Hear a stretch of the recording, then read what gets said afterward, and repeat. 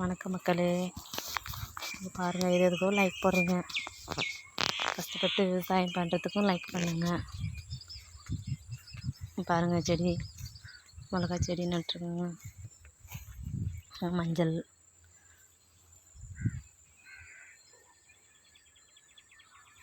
பாருங்க, இது கேவுரு.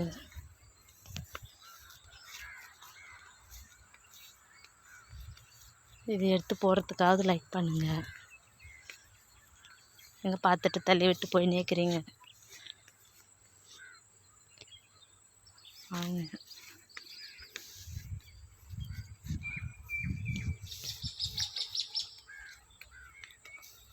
கேவுரு நடும்போது வர முடியல பாருங்க.